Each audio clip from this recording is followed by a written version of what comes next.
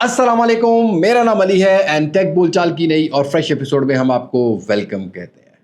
आज की टेक बोलचाल ज़्यादा कुछ और टेक की होने वाली है। मोबाइल फ़ोन्स की ज़रा कम खबरें होंगी बिकॉज़ पाकिस्तानी मार्केट में गवर्नमेंट भी कुछ कर रही है, उसी तरीके से टैक्सेस के मामला भी कुछ अजीब से बन रहे हैं। बट हाँ, आने वाले कुछ फ़ोन्स हैं जिसकी आज मैं आपको खबर देने वाला हूँ। तो ये सभी चीज़ें जानने के लिए वीडियो को एंड तक देखना, पसंद आती है तभी लाइक कर सकते हो और कमेंट सेक्शन में बताना कि इनमें से कौन सी टेक बोलचाल आपकी फेवरेट रही है इस वाले वीक में। सो मैं आपको ज्यादा बोर नहीं करता, वीडियो शुरू करते हैं।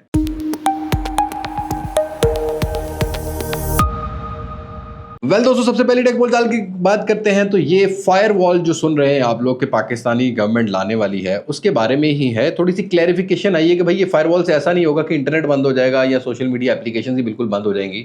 ऐसा सीन बिल्कुल होने वाला नहीं है। बस इस फायरवॉल से उन हेट स्पीचेस को या उन बातों या उन वीडियोस को या उन ऑडियोज को कंट्रोल किया जाएगा जो ज़्यादातर मुल्क के मफाद में नहीं है। अब ये इसको पॉलिटिकल अपने फ़ायदे के लिए भी यूज़ कर सकते हैं ये लोग, बट हाँ, इस चीज़ में ये है कि ये लोग कंट्रोल करना चाहते हैं ऐसी स्पीचेस के ऊपर जो हेट स्पीचेस होती हैं, जो कि किसी का कैरेक्टर असैसिनेट करती हैं।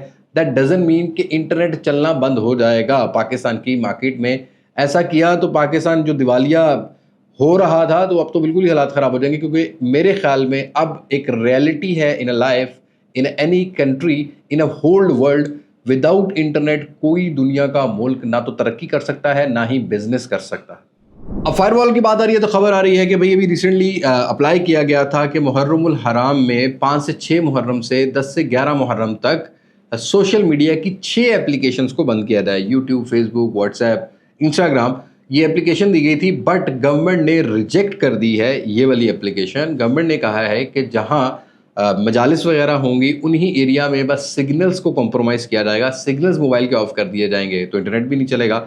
लेकिन इंटरनेट बंद करना कोई पॉसिबिलिटी नहीं है। पंजाब गवर्नमेंट में स्पेशली ये चीज़ सामने आई है।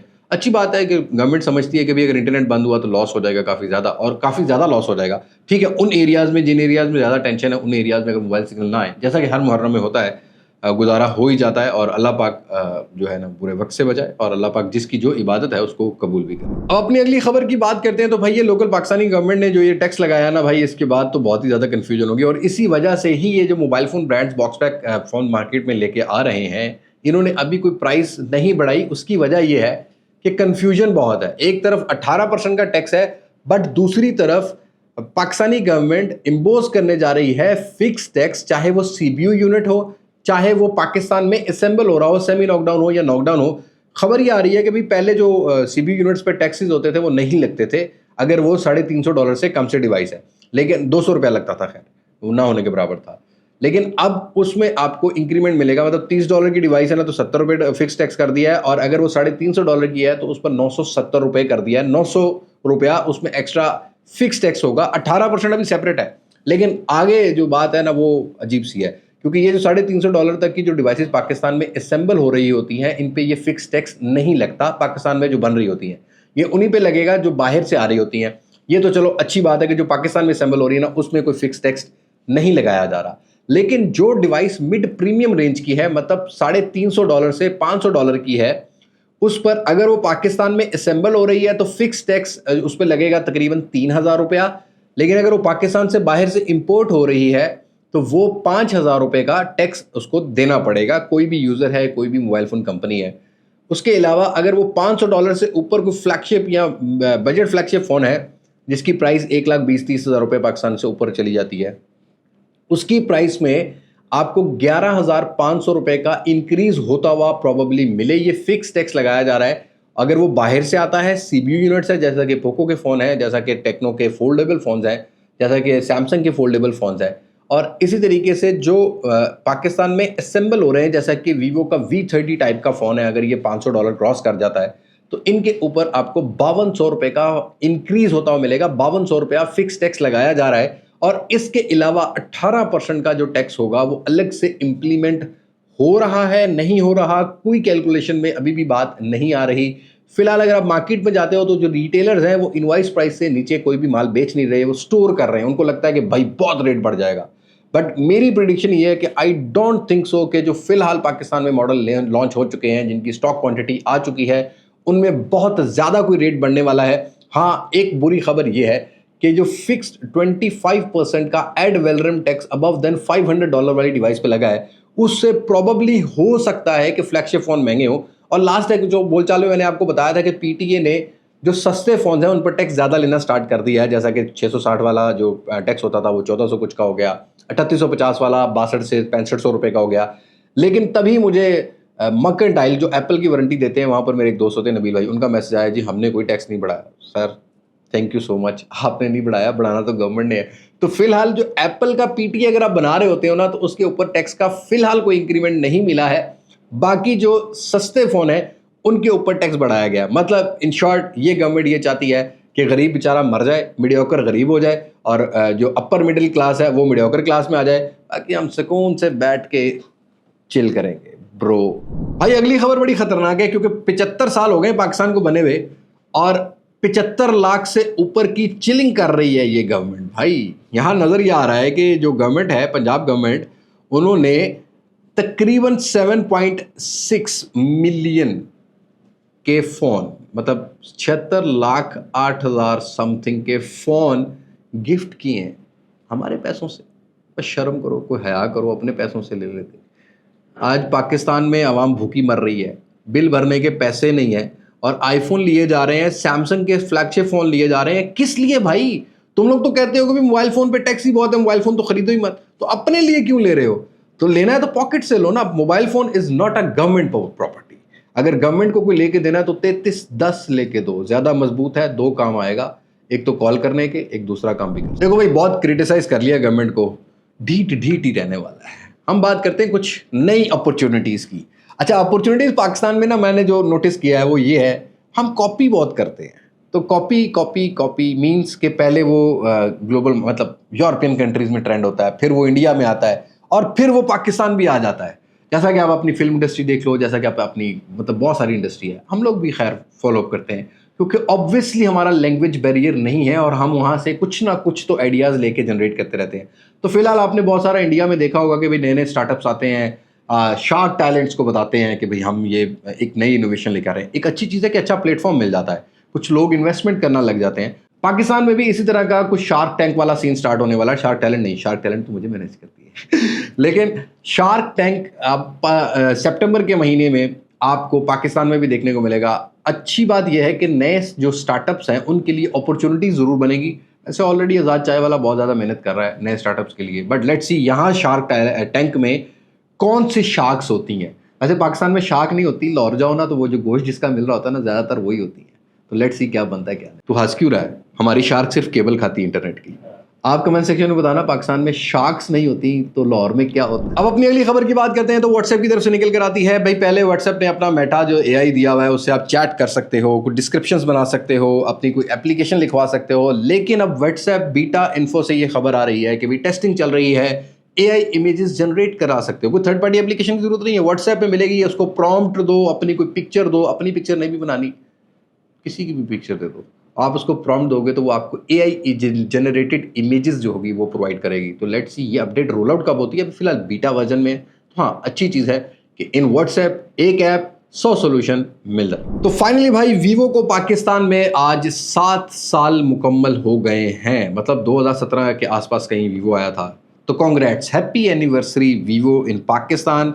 अच्छी बात है भाई, ग्लोबल ब्रांड्स आते हैं, अच्छा कंपटीशन जनरेट करते हैं, अच्छी अपॉर्चुनिटीज़ मिलती हैं, जॉब अपॉर्चुनिटीज़ मिलती हैं, फैक्ट्री में जॉब्स मिल जाती हैं, आउटलेट्स मिलती हैं। इस तरह के बहुत सारे ब्रांड्स की ज़रूरत है, बट इन ब्रांड्स को पाकिस्तानियों की भी ज़रूरत है, क्योंकि अगर आप ओवर प्राइस फ़ोन्स लॉन्च करोगे तो लोग लेना बंद कर देंगे। मुझे लगता है कि लेना बंद ही कर देना चाहिए। तो ये भी चीज़ देखनी चाहिए। बहरहाल हैप्पी एनिवर्सरी वीवो।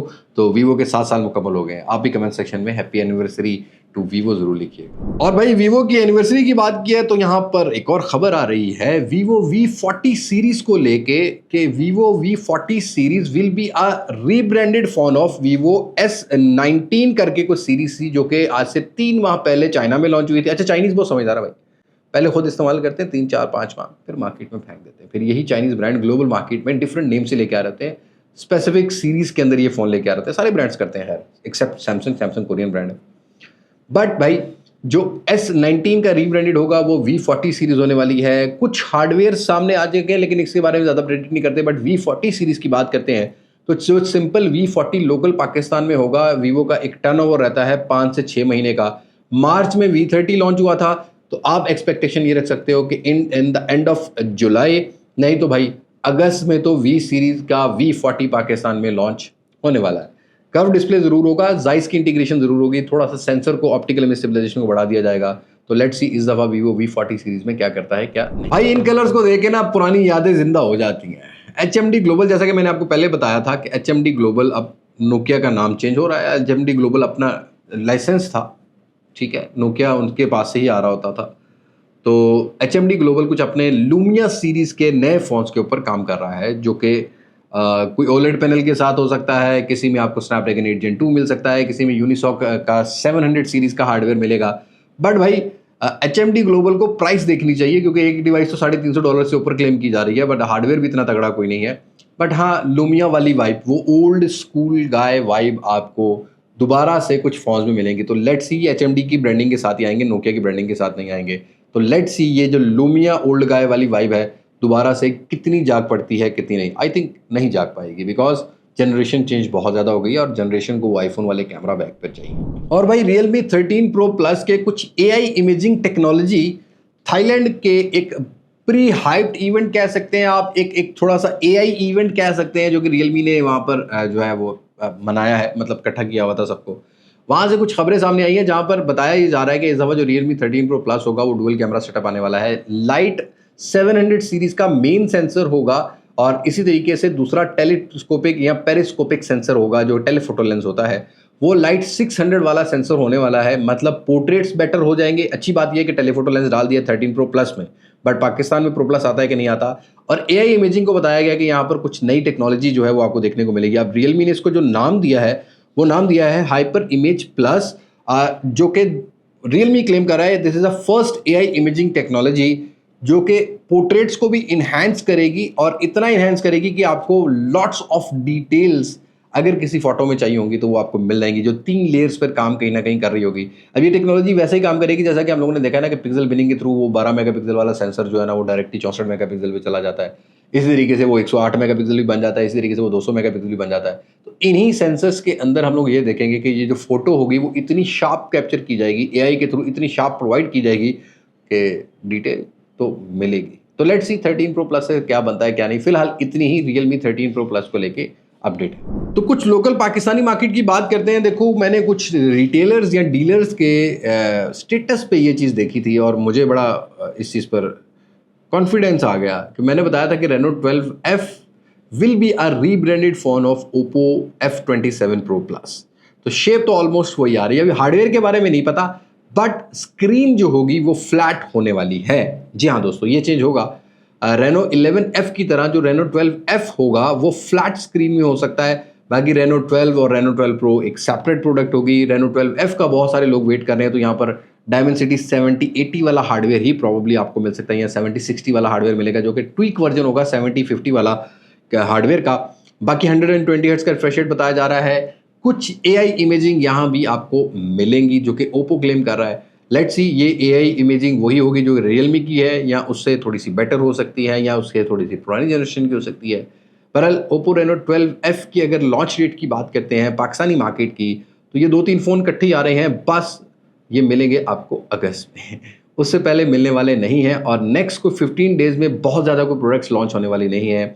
आपको जुलाई के एंड वीक में आफ्टर 22 ऑफ जुलाई बहुत सारी प्रोडक्ट आपको पाकिस्तानी मार्केट में मिलेंगी। So last not the least, Redmi Pad Pro launch कर दिया है पाकिस्तानी मार्केट में 96,000 रुपये का। इसको ज़रूर हम कवर करेंगे बहुत जल्दी। और अच्छी बात यह है कि Xiaomi अपनी लेगेसी लेके चल रहा है टैबलेट्स के ऊपर भी। और I think Xiaomi is a brand जो कि फ़िलहाल ऑफिशियल वारंटी में विद 1 ईयर वारंटी एक अच्छे हार्डवेयर के साथ एक प्रॉपर टैब मार्केट में काम कर रहा है। बाकी अगर सैमसंग की देखी जाए तो ऑफिशियल टैब कोई भी लॉन्च नहीं होती पाकिस्तान में, ग्रे मार्केट बिक रहा होता है। इसी तरीके से iPads भी हमें जो है ना वो ग्रे मार्केट के मिल रहे होते हैं, तो उनकी एक्सेसरीज भी नहीं मिल रही होती, और बाकी मामला भी होते हैं, वारंटी वगैरह या पार्ट्स का भी इशू आता है।